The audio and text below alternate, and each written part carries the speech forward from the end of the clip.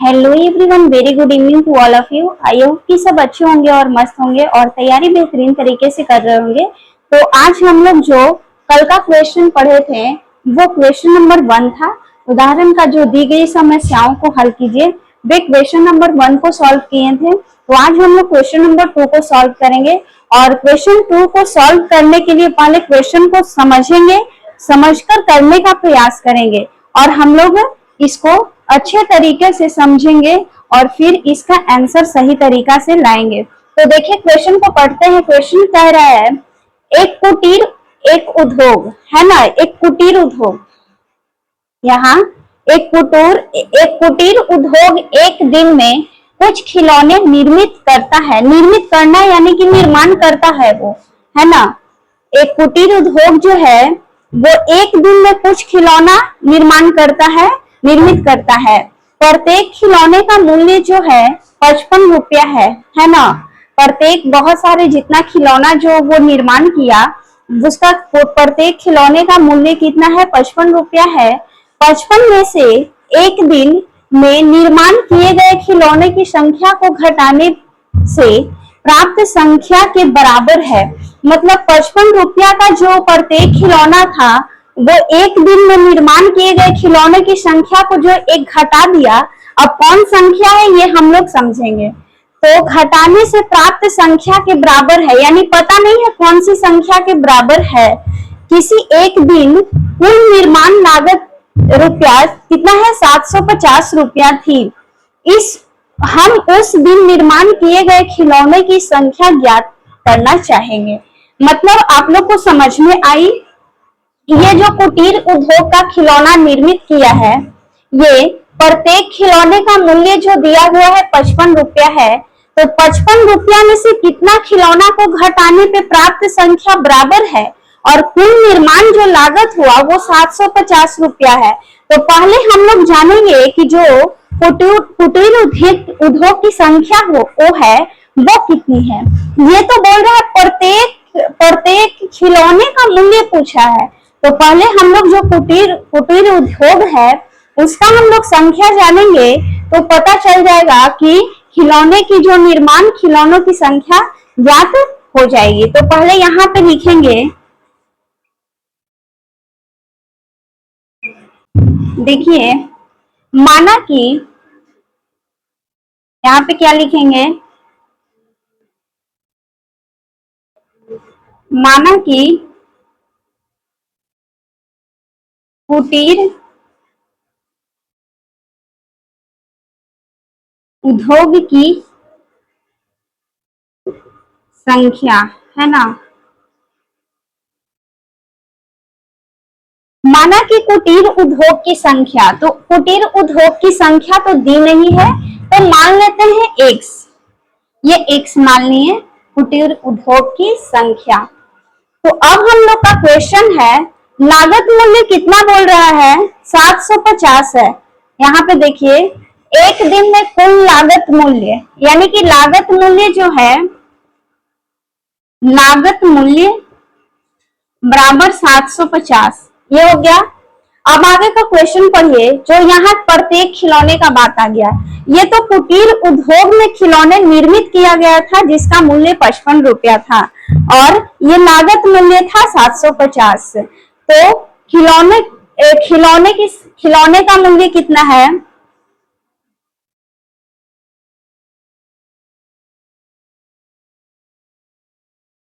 खिलौने का मूल्य है कितना, 55 रुपया।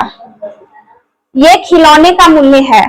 तो अब इसको क्या करेंगे, नहीं यहाँ पे आगे पढ़िए। 55 में से एक दिन वे निर्माण किए गए खिलौने की संख्या को घटाने पे जो ये 55 रुपया ये कुटीर उद्योग की संख्या है वो 55 को घटा दिया तब निर्माण किया गया। निर्माण किया गया कौन, कुटीर उद्योग में। तो x 55 माइनस का x, है ना, ये हो गया। क्योंकि वो क्वेश्चन को कह रहा है घटाने से प्राप्त संख्या के बराबर है।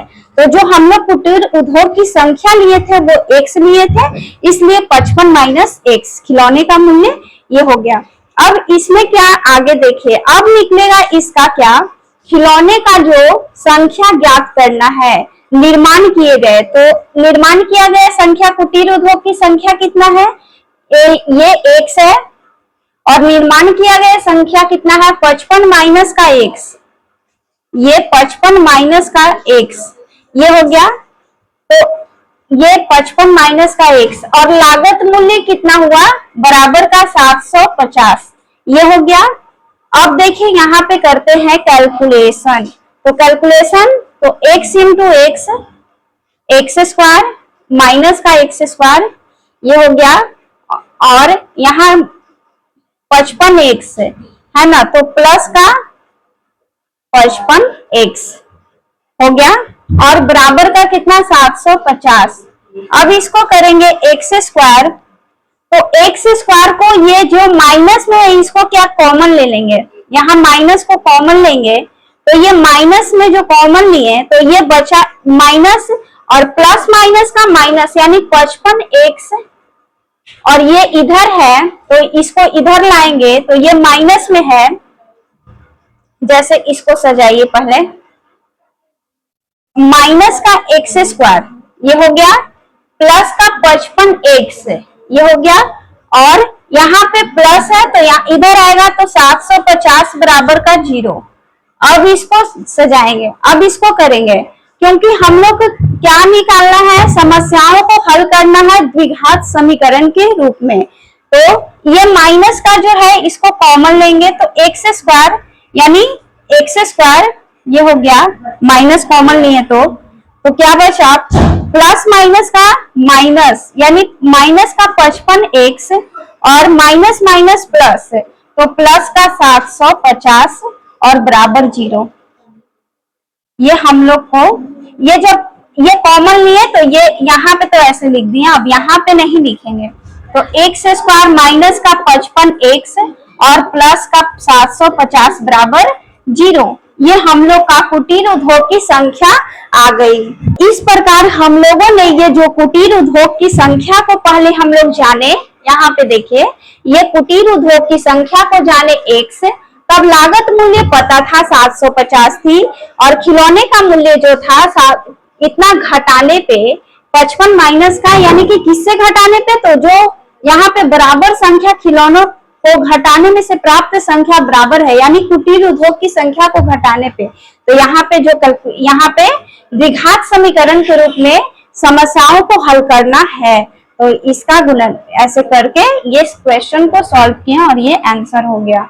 अब हम लोग क्वेश्चन नंबर 3 को बनाएंगे, इसको मिटाते हैं, क्वेश्चन को खत्म। तो अब हम लोग क्वेश्चन नंबर 3 की ओर जाएंगे, क्वेश्चन नंबर 3 को समझेंगे और करने का प्रयास करेंगे। तो क्वेश्चन नंबर 3 है, ऐसी दो संख्याएं ज्ञात कीजिए जिनका योग 27 हो और गुणनफल 182 हो। ये जो संख्या है, दो संख्या यानी पहली संख्या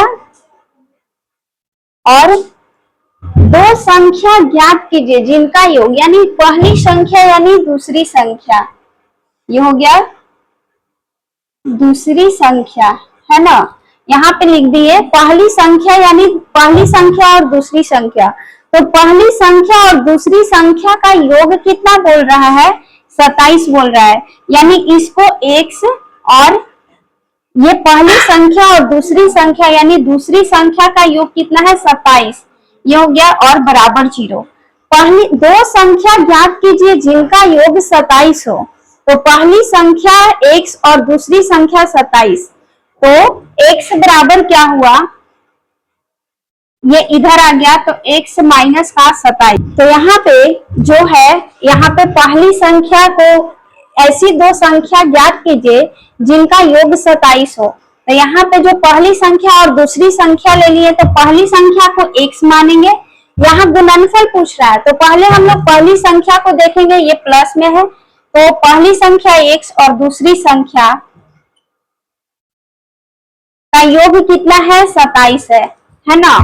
तो इसको गुणनफल बनाने के लिए पहले उसको समझेंगे कि ये दो संख्याएं ज्ञात करना है जिनका योग 27 है, जिनका योग यानी एगो का मान लिए x और दूसरी y भी मान सकते हैं, ऐसा नहीं है, यहाँ पे y भी मान सकते हैं, x प्लस y, है ना, वैसे भी आ जाएगा और वैसे भी आ जाएगा, दूसरी y भी मान सकते हैं या दूसरी भी मान सकते हैं, ये भी हो जाएगा।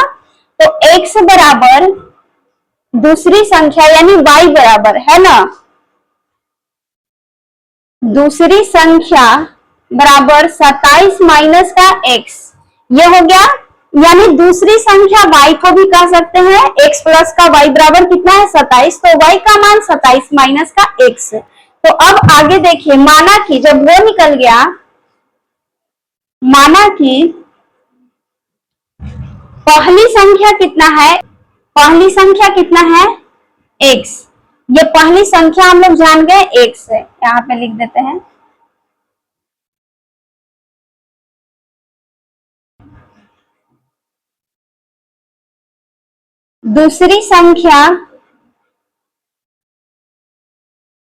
दूसरी संख्या कितना है, यानी y का मान, ये x है तो y तो नहीं यहाँ कर सकते, तो दूसरी संख्या ही कर सकते हैं, क्योंकि इसको देखना, वो आप लोग मेथड समझाए।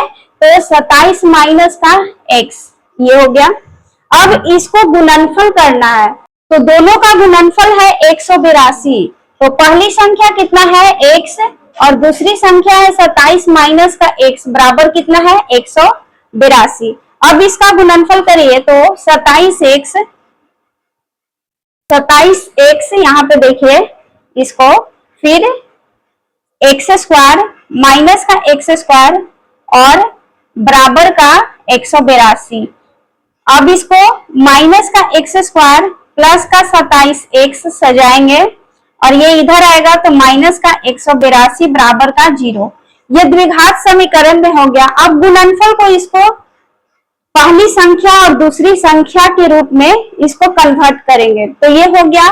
अब यहाँ पे जो हम लोग द्विघात समीकरण बनाते हैं, तो हम लोग क्या देखते हैं, इसको देखिए, तो ये जो माइनस है इसको कॉमन लेंगे तो क्या बचेगा एक्स स्क्वायर, और ये कॉमन लिए तो ये माइनस है, तो माइनस और प्लस माइनस, तो माइनस का 27x और ये माइनस माइनस क्या हो गया प्लस का 182 बराबर 0।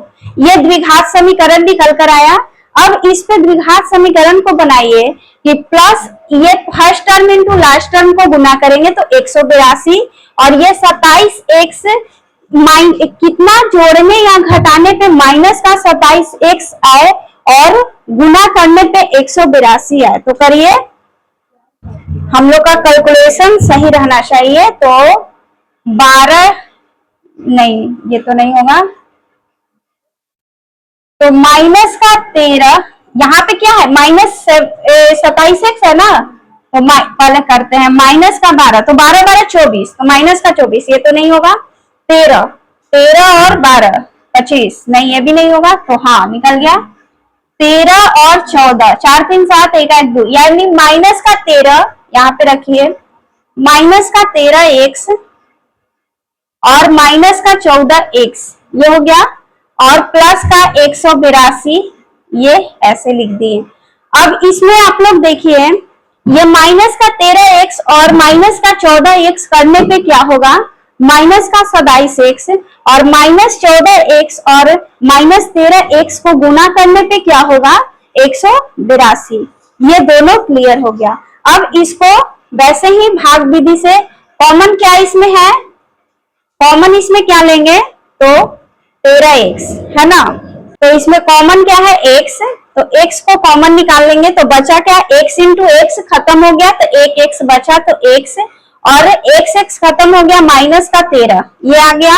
अब इसमें क्या कॉमन है तो x, ये 14, माइनस का 14 ये बाहर निकल गया, तो यहाँ पे देखिए 14 एकम 14 खत्म, तो x बचा x, और 14 गुना, ये देखिए 14 गुना 13, इससे ये मल्टीप्लाई करेंगे या भाग देंगे, 14 गुना 13 या 14 में 182 से भाग दीजिए तो कितना आएगा 13। तो हम लोग क्या यहाँ देखने की कोशिश की है, यहाँ पे समझिए, हम लोग ये देखने की कोशिश की है कि ये दोनों टर्म बराबर होनी चाहिए। तो हम लोग का आंसर यहीं पे सही आना चाहिए कि हम लोग को द्विघात समीकरण में दो टर्म बराबर इक्वल होनी चाहिए, तो ये इक्वल हो गई। अब एक टर्म को बाहर निकालते हैं, जैसे यहाँ पे देखिए x माइनस का 13 बराबर 0 और x माइनस का 13 है ना, ये हो गया। तो दोनों टर्म बाहर है और x माइनस का 14 बराबर 0, ये हो गया। एक ही ना निकालेंगे, तो x बराबर 13, ये पक्षांतर करेंगे तो x बराबर 13 और x बराबर 14, ये हो गया। तो ये क्या निकला, x का मान 13 और x का मान 14। तो इसको हम लोग गुणनफल में जो पहली संख्या और दूसरी संख्या को देखने का यहाँ जो कोशिश किए थे, अब इस पे करेंगे। तो पहली संख्या बराबर कितना था, x, और दूसरी संख्या जो था ये वाला, दूसरी संख्या 27 माइनस का x, ये हो गया। तो x कितना है, x का मान 13 मान लेते हैं, तो 27 माइनस का 13 आंसर है 14। अब दूसरी संख्या उसी प्रकार करेंगे। तो दूसरी संख्या x,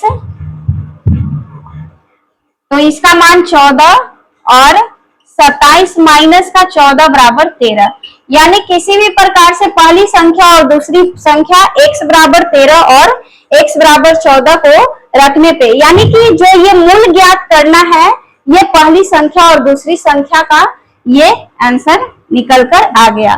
तो इस प्रकार ये गुणनफल दिया हुआ था और ये योग दिया हुआ था दोनों का। तो पहली संख्या और दूसरी संख्या का हम लोगों ने द्विघात समीकरण से इसको करने का प्रयास किए। तो आज का क्लास यहीं पे समाप्त होता है। आई होप कि आप लोग को वीडियो अच्छा लगा होगा, और वीडियो अच्छा लगे तो वीडियो को लाइक करके चैनल को सब्सक्राइब कर लीजिएगा। मिलते हैं नेक्स्ट वीडियो में, तब तक के लिए take care, bye bye and thank you for watching.